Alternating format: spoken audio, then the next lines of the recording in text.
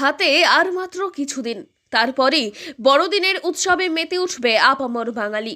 আর বড়দিন মানেই নানান রকমের কেকের সম্ভার। সেই সঙ্গে তো রয়েছে চার্চে গিয়ে প্রার্থনা করা। বড়দিনের প্রাক্কালে সেজে উঠছে দেশ থেকে রাজ্য, বাদ নেই শহরগুলিও। জলপাইগুড়ি শহরের saint Michael and all angel church সব থেকে পুরনো ঐতিহ্যবাহী একটি চার্চ। এখন থেকেই এই চার্চ সেজে উঠছে নতুনভাবে বড়দিনের আগে। আগামী 17ই ডিসেম্বর থেকে এখানে বড়দিন পালন শুরু হয়ে যাবে। সকলে ঘুরে দেখতে পারবেন চার্চের প্রার্থনা ঘর। ব্রিটিশ শাসনকালে এই চার্চ স্থাপন হওয়ায় সেই সময় ভারতীয়দের জন্যই এখানে প্রবেশ ছিল একেবারে নিষিদ্ধ। জলপাইগুড়ি শহরে saint Michael and all angel চার্চের 1872 সালের ঘন্টা এখনও বেজে যায় এবং সেই বাজার শুনেই এখানে প্রায় 5000 লোকের সমাগম হয় বড়দিনের দিন 25 তারিখ।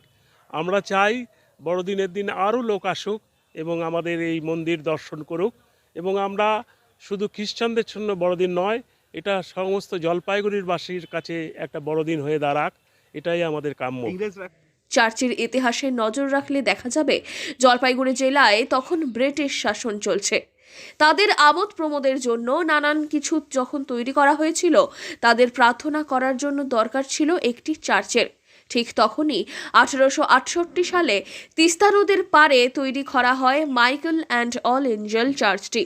প্রার্থনা কক্ষের জানালায় লাগানো হয় বেলজিয়াম কাচ, যার ওপর সূর্যের আলো পড়লেই ফুটে উঠত যীশু খ্রিস্টের ক্রুশবিদ্ধ ছবি। চার্চের মাথায় লাগানো হয় বিশাল একটি ঘণ্টা। তারপর অনেক সময় বয়ে গিয়েছে, তবে নিজের ঐতিহ্য ধরে রেখেছে এই চার্চ। আজকে এই গির্জাতে যে দরজাগুলা তাক ব্রাউন রং করলাম, তারপর ওই যে ওয়ালটা টেরাকোটা মারলাম, এই বর্ডার কালারটা কেন? এটা যে প্রতি বছরই 25শে ডিসেম্বরের আগে এই গির্জাতে রং করা, এর জন্য আমরা এই প্রতি বছরই রং করি। তৈরির পর থেকে আজও প্রতিদিন একইভাবে বেজে ওঠে এই চার্চের ঘণ্টা। বড়দিনের আগে এই চার্চ নতুন করে সাজানো হয়েছে। চার্চের দেওয়ালে লাগানো হচ্ছে নতুন রং, আলোর রোশনাইয়ে দিয়ে সাজানো হচ্ছে গোটা চার্চ। সাধারণ মানুষের জন্য আগামী সপ্তাহ থেকেই খুলে দেওয়া হবে চার্চের গেট। এই ঐতিহ্যবাহী চার্চ শুধু এখানকার মানুষদের জন্যই নয়, পর্যটকদের জন্যও বেশ আকর্ষণীয়।